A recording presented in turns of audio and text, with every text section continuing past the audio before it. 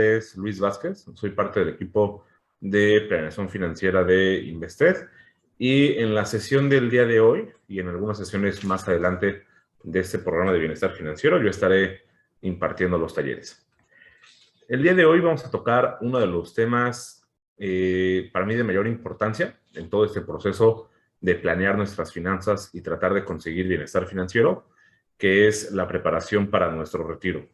Uno de los grandes objetivos que en algún momento cada uno de nosotros vamos a ver cumplidos y vamos a ver la importancia de planear con anticipación, de cómo nosotros podemos ir definiendo ese objetivo de forma mucho más clara, cómo podemos ir preparándonos para él, diferentes formas que hay de ahorrar patrimonio, aprovechar ciertos incentivos fiscales y llegar lo más preparado a este gran objetivo.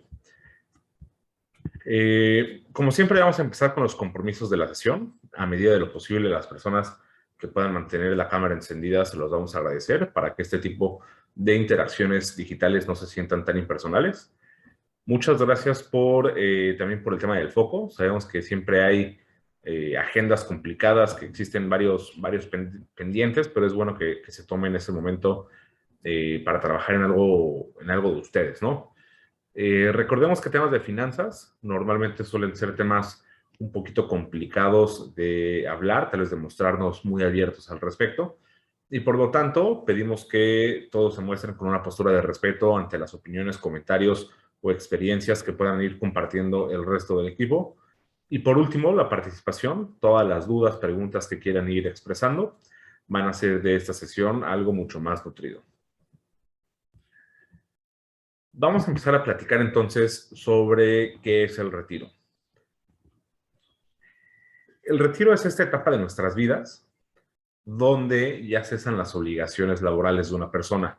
La actividad económica principal ha terminado y generalmente a partir de este momento se obtienen ingresos provenientes de la seguridad social en forma de una pensión como el medio principal de subsistencia. Este concepto que nosotros entendemos hoy por el retiro, de dejar de trabajar, dejar de lado nuestra actividad económica principal para empezar a recibir una pensión, es un concepto que viene desde Alemania, hace ya unos 200 años atrás, donde el canciller Otto von Bismarck propone al emperador Guillermo I que a partir de los 65 años las personas ya sean forzadas a retirarse y que sea el Estado quien les otorgue ingresos a través de una pensión. Este concepto del retiro empezó a surgir para empezar a rotar la mano de obra en diferentes actividades. Pero algo que a mí me llama la atención es que en este concepto que tiene ya un par de siglos de antigüedad, se sigue considerando la misma edad como la edad de retiro.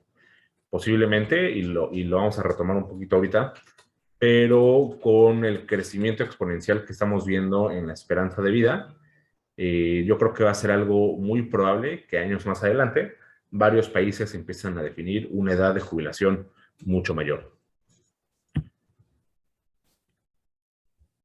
Cuando nosotros vemos y tenemos talleres donde parte de los colaboradores son bastante jóvenes, a veces se nos hace el tema del retiro como un tema de poca importancia, que tal vez podamos empezar a trabajar mucho más adelante. Y queremos poner aquí algunos elementos de por qué nosotros creemos que es importante empezar a planear nuestro retiro. Cuando a mí me preguntan, tal vez algunos clientes, cuál es el mejor momento o desde qué edad se debería de empezar a pensar en el retiro, empezar a trabajar en él, yo siempre les digo que debería de ser en el momento en el que nosotros empezamos a trabajar, porque aprovechando muy bien este tiempo, aunque nosotros empecemos con un ahorro chico, pero si empezamos a aprovechar diferentes incentivos fiscales, el rendimiento que nos dan ciertas inversiones, las condiciones del retiro que nosotros podemos ver más adelante pueden ser mucho más prometedoras. ¿Por qué nosotros deberíamos de empezar a planear nuestro retiro entonces? Uno, porque es algo inevitable. En algún momento a todos nos va a llegar esta gran etapa de vida. Nuestra actividad económica principal va a tener que empezar a ceder.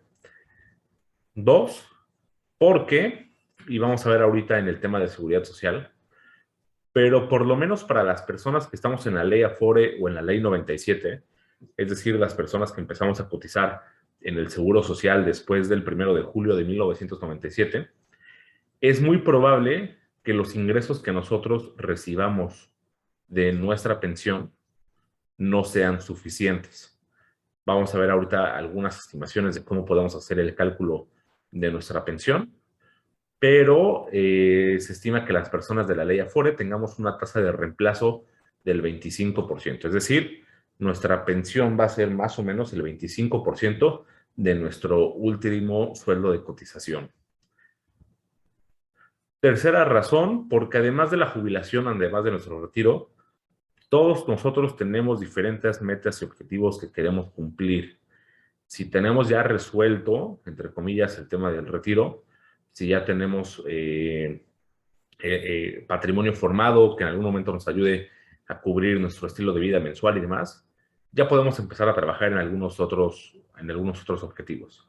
Si más adelante nosotros queremos viajar, si queremos cumplir ciertas actividades, que el retiro no sea un elemento que nos lo impida. Cuarto elemento, porque cada vez vivimos más. Vamos a retomar un poco, creo que ustedes ya lo vieron en algunas sesiones con Emiliano y con Francisco, pero la esperanza de vida está creciendo de forma exponencial. Hay niños actualmente que nacen ya con una esperanza de vida calculada de más de 110 años.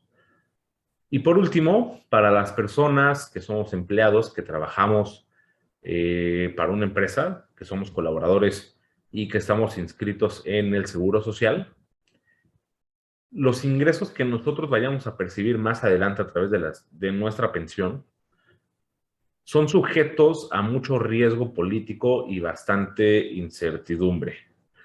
Vamos a ser un poquito sensibles con el tema, vamos a tratar de no dar de nuestra parte cierta ideología en temas de política, pero siempre alrededor de la seguridad social hay un tema político que genera mucha incertidumbre.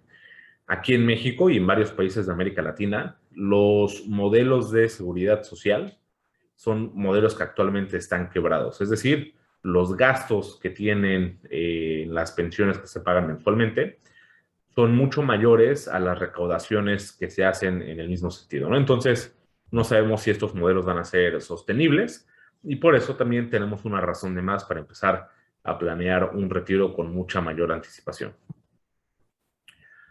Algunos datos importantes de cómo se encuentra ahorita el retiro en México. Nosotros vemos que 70% de los mexicanos no tiene un plan para su retiro. Se estima que para 2050, las personas que ya se estén jubilando más adelante, se estima que sean 6.3 millones de mexicanos quienes no tengan acceso a una pensión. Curiosamente, 48% de las personas aquí en México no se sienten responsables de su retiro, piensan que el retiro es responsabilidad de la empresa y o del gobierno. Y esto nos da un número también bastante fuerte, que es de las próximas generaciones que se empiecen a jubilar, cumplidos ya los 65 años, más o menos el 60% de ellos van a tener que seguir trabajando porque los ingresos no van a ser suficientes. Esto es estadística aquí en México. Muchos de nosotros probablemente formemos parte de estos números, pero vamos a tratar de anticiparnos y que el futuro para todos sea mucho más prometedor. ¿Qué vamos a ver en la sesión? Vamos a platicar primero sobre cuáles son los elementos que componen a nuestro objetivo de retiro. Vamos a platicar, muy importante, sobre la parte de seguridad social, cómo son las Afores, cómo funcionan, qué debemos conocer de ellas. Vamos a ver algunas recomendaciones, algunas pequeñas fórmulas muy sencillas que nos pueden ayudar a saber cómo nosotros podemos definir nuestro objetivo de retiro. Y vamos a cerrar con un ejemplo muy visual de cómo pequeñas acciones que nosotros podamos ir tomando en el tiempo van a generar un gran impacto en el largo plazo. Empezamos entonces por cuáles son los elementos que componen este objetivo del retiro. Nosotros, para saber, para tener bien definido este objetivo, tenemos que conocer los siguientes tres elementos. ¿Cuál va a ser el horizonte? qué edad tengo yo, a qué edad me pienso jubilar, cuál es mi esperanza de vida y por lo tanto cuánto me debe de durar el patrimonio que forme, cuáles son los ingresos que yo voy a tener por el mismo rendimiento de mi patrimonio, por el ahorro, por mis inversiones, pero también por la parte de seguridad social, y cuál es el estilo de vida o el nivel de gastos mensuales que yo estaré llevando. Esos tres diferentes elementos al final me van a dar un número que va a ser mi objetivo de ahorro para poder vivir un retiro sin preocupaciones. Empecemos con la parte de horizonte. Primero, nosotros hemos platicado que cada vez vivimos más. En la parte de esperanza de vida, actualmente a nivel mundial, la esperanza de vida es de 72.7 años. En México estamos ligeramente por arriba, con 74.9 años. Y algunos datos históricos es que desde 1900 la esperanza de vida se ha duplicado. Hay algunas recomendaciones que se tienen de agregar 5 años adicionales por tener acceso a servicios de salud y a una buena calidad de vida.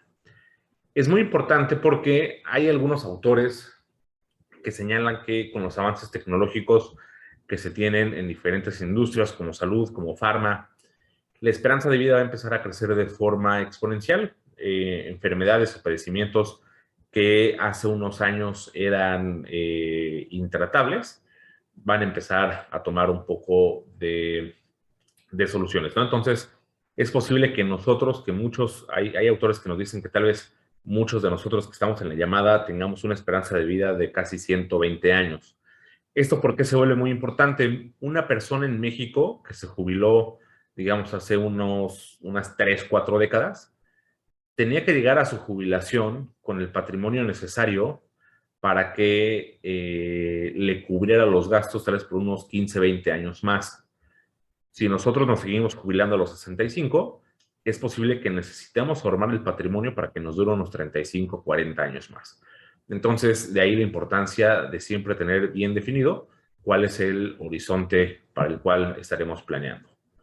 Un tip que dejamos es que en este proceso de ir planeando nuestras finanzas, de ir definiendo ciertos objetivos, tal vez planeemos para un horizonte mucho mayor. Vamos a preguntarnos qué pasa si vivimos más de 100 años. El siguiente elemento es la parte de los ingresos. ¿Cuáles son los recursos con los que yo voy a contar una vez que esté en esa etapa de la jubilación? Normalmente una persona tiene 3 diferentes tipos de ingreso por parte de la empresa, los personales y por parte del gobierno.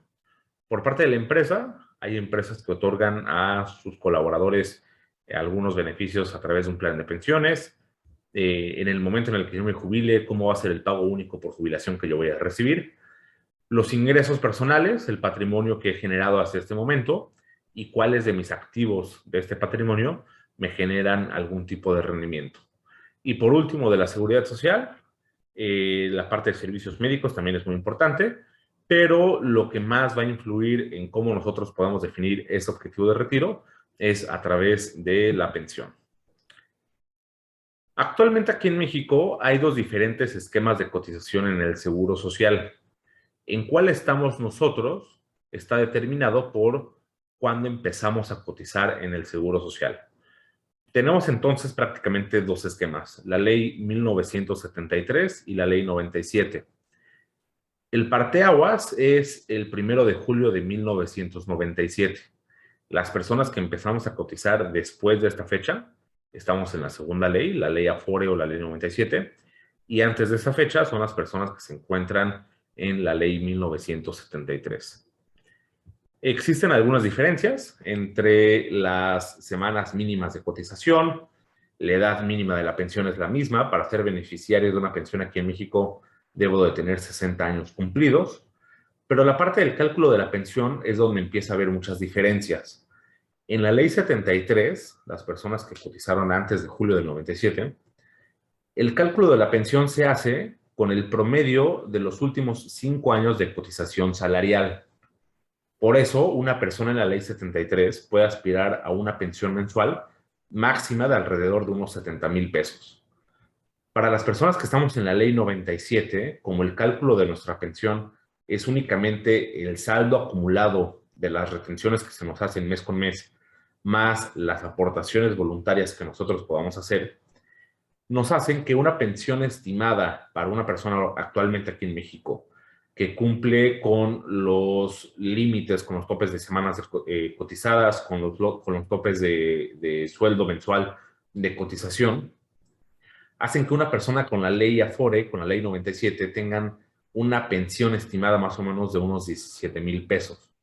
Entonces, tenemos que preguntarnos si este nivel de ingresos, que sí se va actualizando también con la inflación, va a ser suficiente para cubrir nuestro estilo de vida más adelante.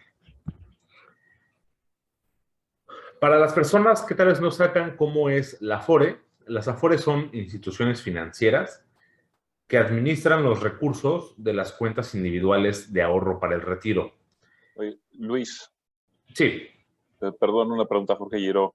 En ambos planes, lo que decía tu tabla anterior es que es vitalicia, es decir, a partir de que alguien cumpla 60 años, los 70 o los 17,000 pesos los va a tener de aquí hasta que se muera, de los 60 años hasta que se muera, nada más para estar claro. así es, Jorge. Para las personas que están en la ley Afore, ¿cómo pueden recibir los recursos de la Afore? Hay tres distintas formas, ¿no? ¿Qué le conviene más a una persona? Depende ya mucho del cálculo que se tenga. Si es una persona que en algún momento dejó mucho tiempo de cotizar, es posible que lo que más le convenga es hacer un retiro único a los 65 años, pero muchas veces el pago de las Afores se hacen entre la Afore y una aseguradora. Se contrata algo que se llaman rentas vitalicias y, como bien mencionas, del momento en el que yo me jubilo, recibo la misma cantidad actualizada por inflación hasta de forma vitalicia, ¿no? Muy importante también aquí mencionar que, por ejemplo, las personas que están en la ley 73 reciben 13 flujos en el año, porque la ley 73, esta pensión paga un aguinaldo, la ley 97 no lo hace, ¿no? Entonces, sí hay diferencias considerables que tenemos que tomar en cuenta. Acabas de decir 65 años, aquí tienes 60. ¿Cuál es la edad de...? La edad mínima, en México está establecida como la edad de jubilación los 65 años. La edad mínima para recibir una pensión es los 60 años, pero de los 65 hacia atrás, por cada año anticipado, se reduce 5% esta pensión. Es decir, a los 60 años una persona ya puede recibir la pensión, pero sería el 75% de ella. Ya.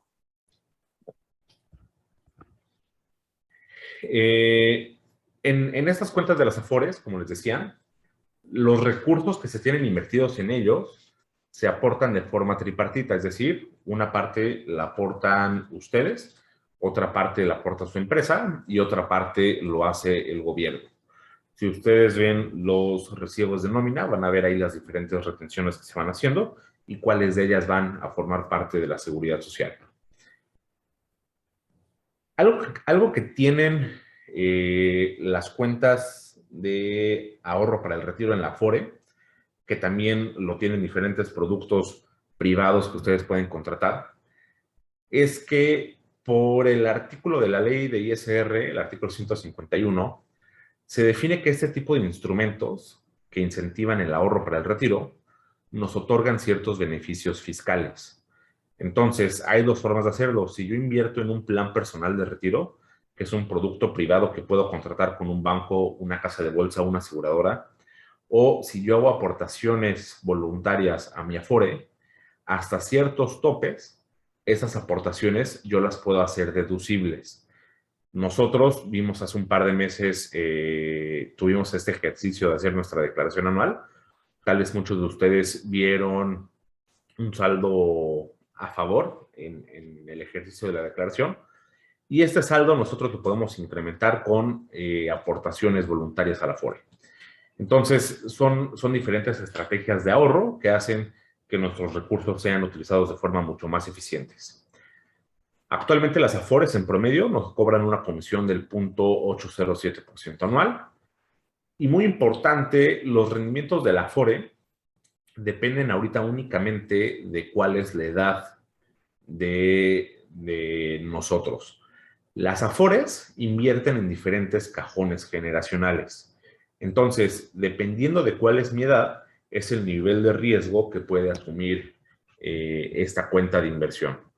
Si faltan muchos años para mi jubilación, los recursos de mi Afore tenderán a estar invertidos de forma un poco más agresiva, pueden maximizar rendimientos en el largo plazo, pero a medida de que yo voy creciendo y mientras más cercano estoy a la edad de jubilación, estos recursos serán invertidos de forma mucho más conservadora. Este en particular es uno de los puntos que a mí no me gustan mucho de las Afores, porque no solo nuestra edad debe de determinar cómo nosotros tomamos decisiones de inversión, tiene que ver también qué tan dispuestos estamos a aceptar cierto nivel de riesgo, cuáles son nuestros ingresos, cuál es el patrimonio que nosotros vayamos formando y demás.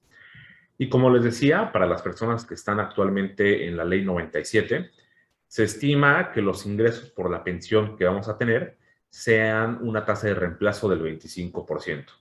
Es decir, del último sueldo de cotización, más o menos el 25% es lo que nosotros estaríamos recibiendo de forma de pensión en la ley Afore.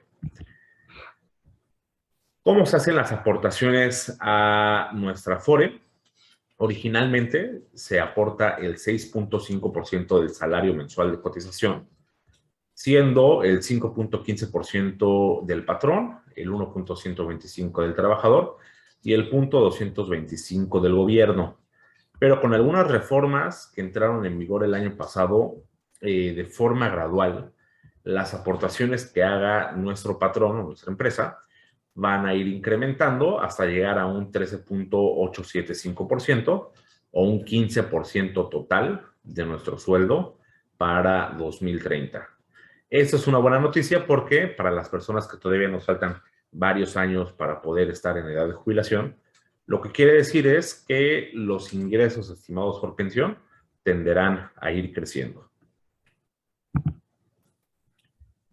Siguiente elemento muy importante para que nosotros podamos empezar a definir este objetivo de nuestro retiro. Una vez que ya sabemos, ya planeamos nuestro horizonte, una vez que ya tenemos mucha más claridad de cuáles van a ser los ingresos que vamos a tener, tenemos que definir cuál va a ser nuestro estilo de vida.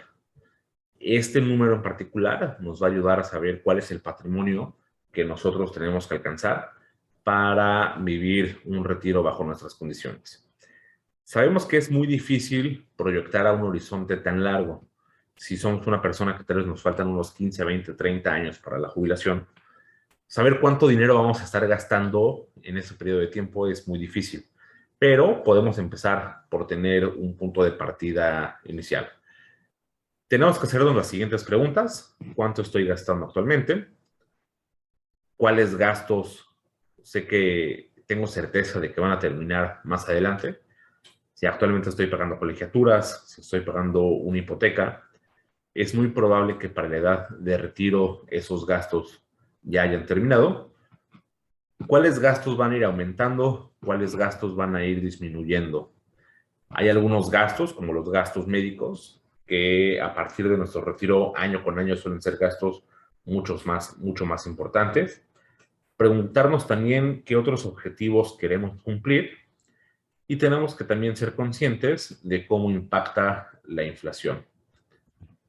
Entonces, de este ejercicio que nosotros tenemos ya de nuestro presupuesto, hay que ver de los gastos de necesidades básicas, de los gastos de estilo de vida y del ahorro que queremos seguir manteniendo, cuáles nosotros vemos viables que sigan vigentes ya en edad de retiro. Y nada más para tener un número más firme en la cabeza, más real, ¿cómo nosotros podemos ver el impacto que va a tener la inflación? Analicemos este nivel anual de gastos, ya eliminamos aquellos que tenemos certeza de que no vamos a tener más adelante, y para ese número vamos a aplicarle una fórmula muy sencilla. Este gasto anual lo multiplicamos por 1.035 elevado a la n, donde n son los años que me faltan para mi retiro. Si soy una persona que tal vez me faltan unos 25, 30 años para la jubilación, cuando haga este ejercicio voy a ver que mi gasto anual pueden ser de varios millones de pesos. Eso es por un tema de inflación. Entonces, con este número en mente, no vamos a tener que espantarnos cuando veamos cuál es el patrimonio que tenemos que formar para cumplir este objetivo de retiro. Veamos entonces cómo nosotros podemos saber con cuánto debemos de llegar a nuestro retiro. Como les decía, es un número inicial. Este número lo que nos va a ayudar es a empezar a tomar acción, a tener por lo menos ya un poco más de visibilidad en un objetivo de largo plazo como es el retiro. Y vamos a realizar el siguiente cálculo. Empecemos primero con el estilo de vida mensual que queremos tener ya en edad de retiro. A este número, nosotros tenemos que restar cuáles son los ingresos mensuales que podríamos obtener por nuestra pensión. El número que resulte de esta resta lo vamos a multiplicar por 250. Esta cantidad es el patrimonio que nosotros deberíamos de construir para mantener el estilo de vida definido de los 65 a los 100 años. Este número considera que el patrimonio está invertida a una tasa de rendimiento real del 4%, es decir, 4% ya descontando el impacto de la inflación. Y por este impacto de la inflación es que estos números suelen ser muy grandes. Veamos un ejemplo más numérico. Imaginemos una persona que nos dice que la edad de retiro quiere tener un estilo de vida mensual de 70,000 pesos. Y la pensión que él tiene proyectada es una pensión de 13,500. Por lo tanto, 70,000 menos 13,500, si yo lo multiplico por 250, nos va a dar poco más de 14 millones de pesos. Este tipo de cantidades, como les decía, como mide el impacto de la inflación en un horizonte largo de tiempo, pueden ser cantidades, pueden ser cifras que suenen muy elevadas, pero vamos a ver ahorita cómo hay pequeñas acciones que nosotros podemos ir tomando para que estos números se vean mucho más asequibles. Y un tip adicional, tal vez muchos de nosotros hemos leído, hemos escuchado alguna vez este concepto de lo que es la libertad financiera. Si nosotros queremos alcanzar libertad financiera en esta etapa de retiro, tendremos que hacer el mismo cálculo, pero en lugar de multiplicar por 250, vamos a hacerlo por 300. El número que resulte, ese patrimonio que yo debería de estar alcanzando, lo que va a hacer es que el rendimiento que obtenga de ese patrimonio va a cubrir el nivel de gastos que yo voy a tener en esta de retiro y por lo tanto siempre se cubre mi estilo de vida y el patrimonio nunca se terminaría. Como les decía, vamos a cerrar entonces la sesión del día de hoy con un pequeño ejemplo muy visual de cómo diferentes acciones pueden tener un gran impacto en el largo plazo. Imaginemos a 3 personas que tienen este objetivo de empezar a formar patrimonio para su retiro. La persona que está en color amarillo es una persona que empieza a invertir, empieza a trabajar por su retiro a los 30 años. Invierte 5,000 pesos de forma mensual, pero solo lo hace de los 30 a los 50 años. Toma buenas decisiones de inversión y supongamos que obtiene una tasa de rendimiento anual del 8%, que para un periodo de inversión tan largo, un 8% incluso puede sentirse un poco conservador. Entonces, esta persona de amarillo, que solo ahorró 5,000 pesos durante los primeros 20 años, la inversión total o el ahorro total que obtuvo es de 1,200,000. Por temas del interés compuesto, por tomar buenas decisiones de inversión, este 1,200,000 en el largo plazo puede llegar a convertirse en algo cercano a los 9 millones de pesos. Vamos a ver un caso similar, que es la persona en azul. Igual empieza a trabajar para su retiro a los 30 años. Y también, como la persona en amarillo, lo hace únicamente durante 20 años, de los 30 a los 50. Esta persona en azul invierte el doble de la persona en amarillo, invierte 10,000 pesos mensuales, una inversión o ahorro total de 2,4 millones. Pero la persona en azul, imaginemos que toma malas decisiones de inversión. que invierte en productos que tal vez no maximizan su rendimiento en el largo plazo, o invierte de forma muy conservadora, o en instrumentos que tienen niveles de comisiones bastante elevados. Si esta persona obtiene una tasa de rendimiento del 3%, a pesar de haber ahorrado el doble de la persona en amarillo, llegaría con un patrimonio estimado alrededor de los 5 millones de pesos. Entonces, invirtió durante el mismo tiempo que la persona en amarillo, invirtió el doble de cantidad, pero tomó malas decisiones de inversión y por lo tanto el rendimiento y el patrimonio que se alcanza es considerablemente menor. Y por último vamos a ver a la persona en rojo, que posiblemente sea un ejemplo de el mexicano que no se prepara con anticipación para su retiro. Esta persona va a invertir 25,000 pesos mensuales y lo hace ya en la etapa previa a la jubilación. Empieza a ahorrar a los 55 años y lo hace durante los próximos 10 años hasta la edad de jubilación. La inversión total o el ahorro total de esta persona en rojo es de 3 millones de pesos, mucho mayor que la persona en azul y que la persona en amarillo. Y por lo mismo, como es un horizonte de inversión menor, no puede obtener tal vez una tasa tan alta como él quisiera, y supongamos que alcanza el 5% de forma anual.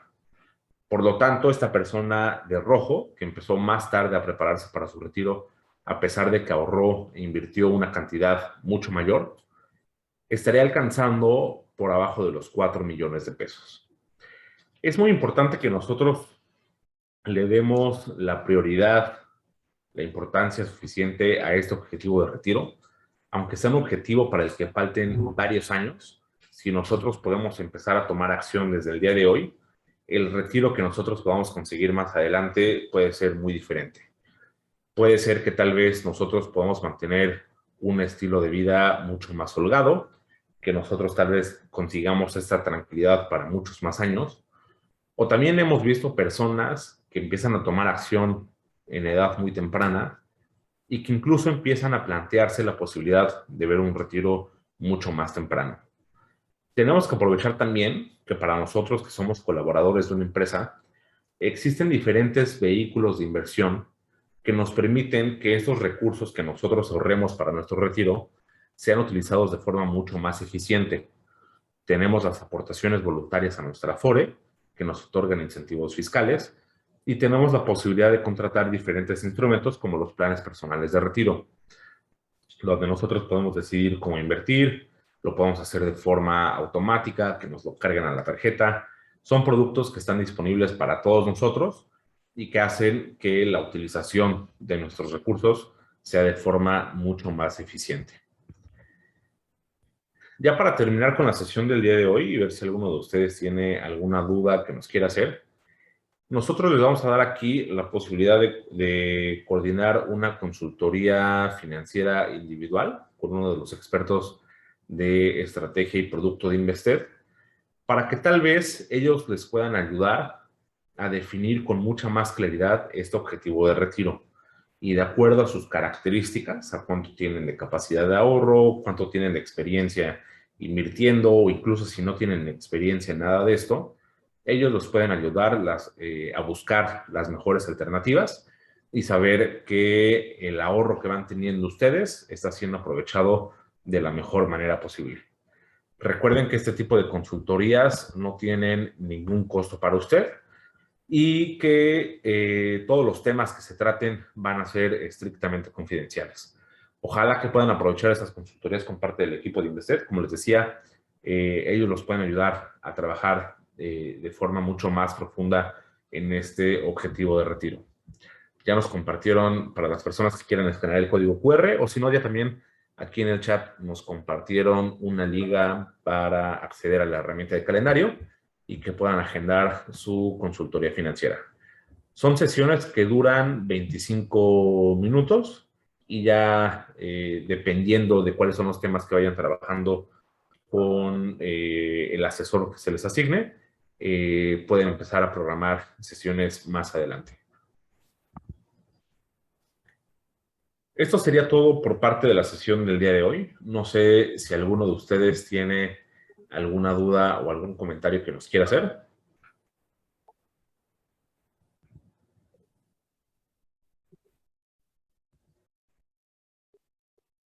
Dos preguntas, Luis, Jorge Giro de este lado. Dime, Jorge. Eh, una, una forma de ahorro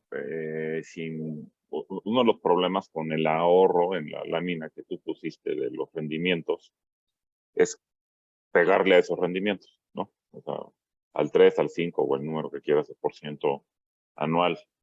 Que bueno, pues, hay mucha gente que dice, bueno, pues, yo no sé, y el banquero es el que te asesora y pues ahí la llevas, ¿no?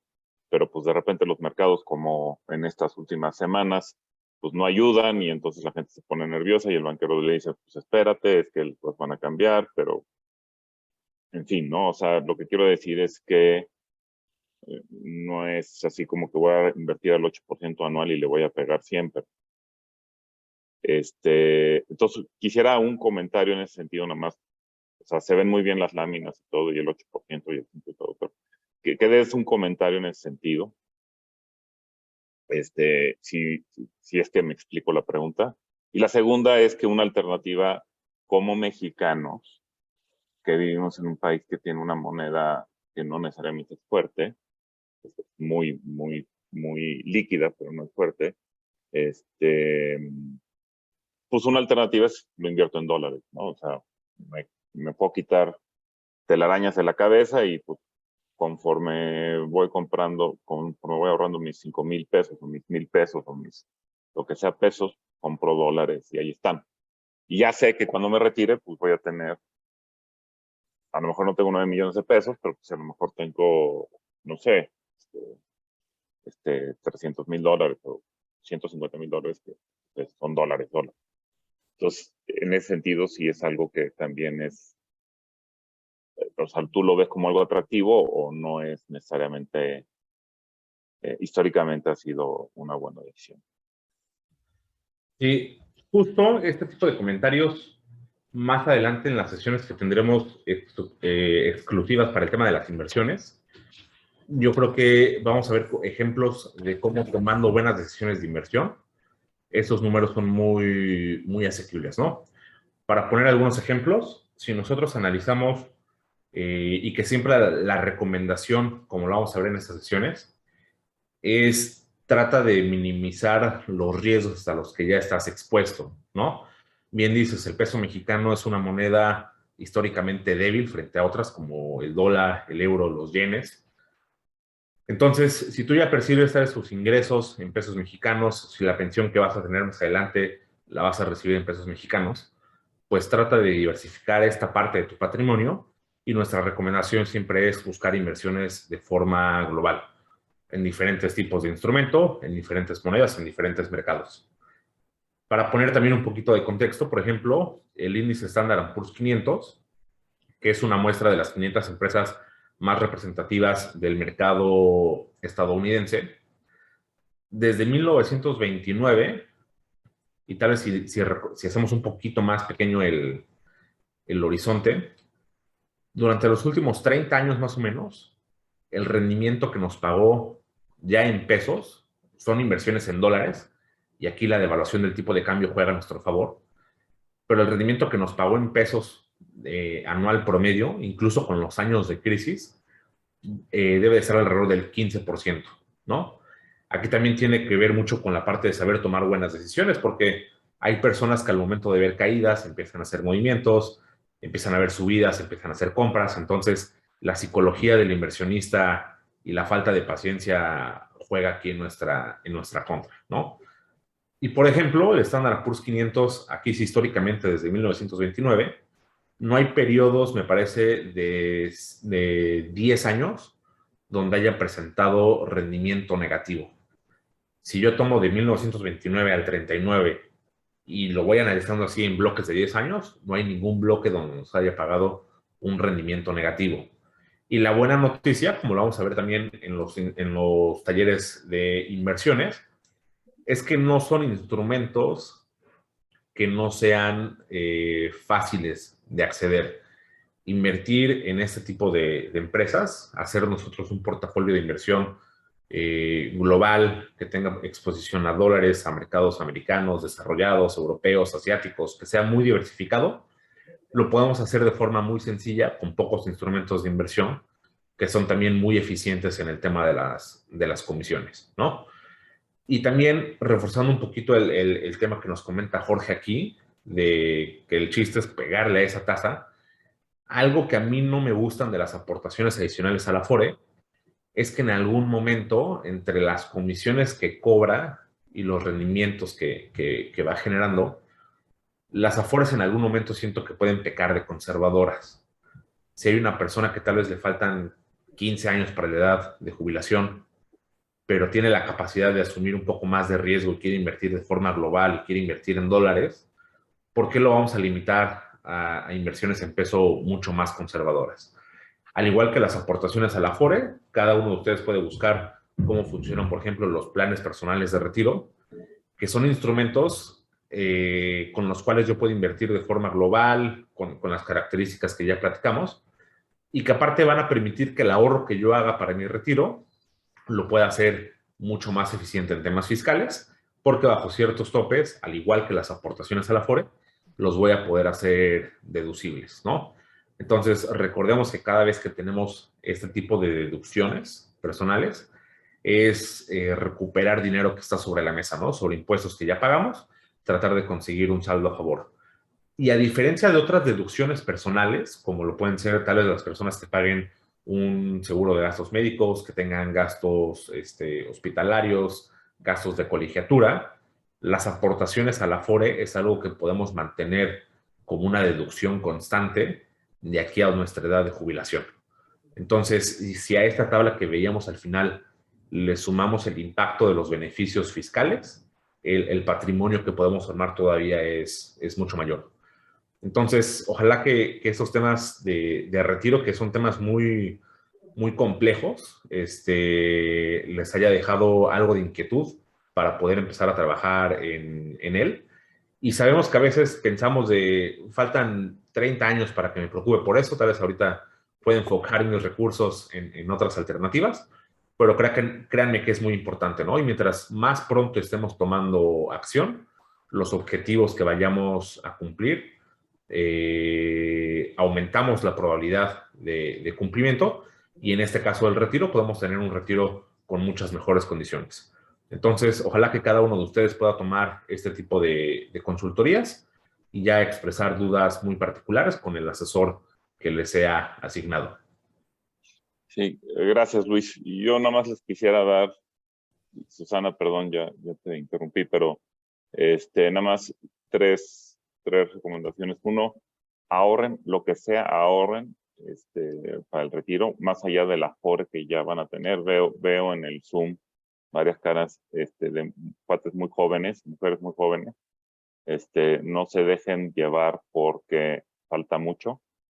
Créanme, es lo mejor que pueden hacer. Te lo digo por experiencia, aunque sea poquito. Dos, no recomiendo, no me quiero meter en tu mundo, Luis, pero yo de cuates no les recomiendo que hagan aportaciones voluntarias a las Afores. Es mucho mejor que diversifiquen, que tengan control de sus dineros, que no le estén pagando comisiones a alguien más que les maneje el dinero, y luego nos quejamos porque no les da bien. Es un tema de que los mercados pues no siempre están arriba, hay veces que están abajo, como ahorita, en estos meses ha pasado. Ya luego esperemos que regresen, pero éxito pasado no te va a asegurar éxito futuro. Entonces, si el Standard & Poor's dio 15% en los últimos 10 años, no quiere decir que va a dar 15% en los siguientes años, pero es una buena medida. Mi recomendación personal es inviertan en dólares porque ya las Afores son pesos, ¿no? Diversifiquen, como acaba de decir Luis. Y la última cosa que les digo es que sí le echen un ojo al PPR, al plan de retiro que el gobierno mexicano da a través de Hacienda. Puedes deducir hasta 170,000 pesos, creo que son 170,000 pesos este año, poquito más. Entonces, todo lo que ahorres ahí, pues lo deduces de impuestos. La regla es que no lo puedes sacar sino hasta los 65 años, y si lo sacas, pagas el impuesto, pero tienes control, tienes diversificación y te ayuda con el 30% de lo que tú ahorres en deducir. Entonces, ahí se los dejo y perdón la interrupción y muchísimas gracias. A ti, Jorge. Adelante, Susana, ¿verdad? Tenía la mano Sí, ¿qué levantada. tal? Sí, buenos días, buenos días a todos. Prácticamente es un poco relacionado a lo que acaba de comentar Jorge. Realmente, más bien, mi pregunta es, digo, entiendo que los afores no es la mejor manera de invertir, pero ¿cuál sí sería una forma de invertir para nosotros a largo plazo? Digo, obviamente, pues nos faltan bastantes años. Sin embargo, hay muchísimos instrumentos en el mercado. ¿Cómo podríamos elegir cuál sí, cuál no? No sé si hubiese algún un parámetro, oye, no aceptes si te condicionan esto, o digo, más o menos, más allá de la asesoría personalizada que se pueda tener eventualmente, pero como cultura general, ¿qué podemos tener como para poder tomar decisiones? Perfecto. Mira, y vamos a platicar de temas que tal vez están sonando un poco, ¿no? Temas que estén de moda un poco últimamente. Primero, aportaciones a la Afore, como les decía y como también lo reforzó Jorge, a mí la verdad es que no me gustan por la forma en la que esos recursos son administrados.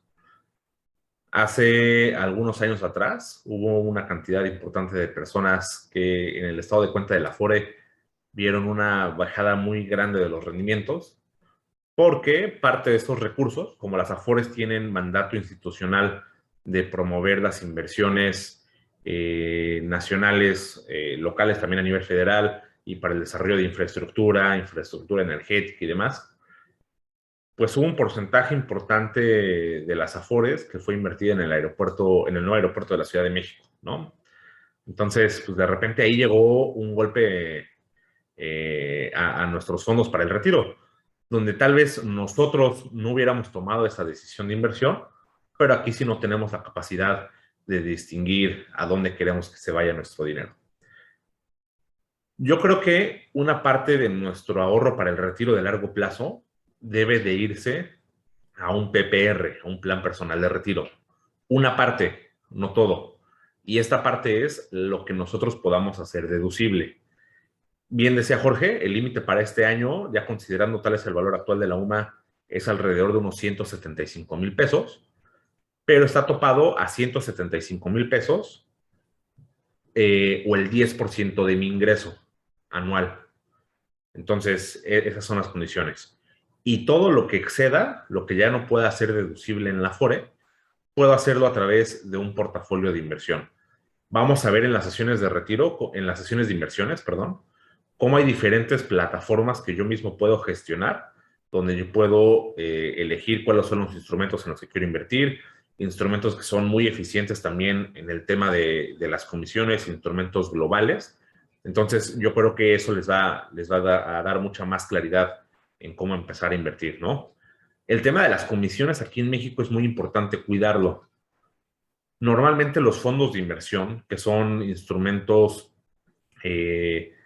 como de primera experiencia en el mundo de las inversiones, porque a veces no piden, son muy fáciles de operar, los promueven mucho las instituciones financieras, pero hay algunos fondos de inversión que nos cobran el 2.5-3% de comisión anual, ¿no? Vamos a ver cómo hay algunas otras alternativas que se llaman ETFs, que son instrumentos que nos pueden cobrar hasta un 0.15% anual. Y ese diferencial de comisiones durante 30 años también hace un impacto muy fuerte en el patrimonio. ¿Y de qué yo te recomendaría que te mantengas alejada? La parte de las criptomonedas está muy de moda últimamente. Creo que en algún momento tendremos la invitación a una sesión de Q&A de criptomonedas. Sin meterme más a detalle, siempre hay que cuidar qué porcentaje de nuestro patrimonio arriesgamos en ese tipo de inversiones alternativas. Y algo que hemos visto últimamente con muchos clientes es cuando se les acercan con propuestas de inversión en lo que se llama Forex, ¿no? Que es invertir directamente en monedas. Y hay empresas que se ven muy profesionales, que están esas son como de los focos rojos, ¿no? Empresas muy profesionales que están situados en Reino Unido o alrededores. Son empresas que invierten en este tipo de instrumentos, que son instrumentos que no están regulados, que son instrumentos donde yo puedo ver una pérdida total del patrimonio. Y hemos visto algunos casos fraudulentos aquí en México, donde de repente, de un día para otro, las operaciones ya no están disponibles y pues tendrías que volar al Reino Unido para tratar de que te vayan a revisar algo ahí, ¿no?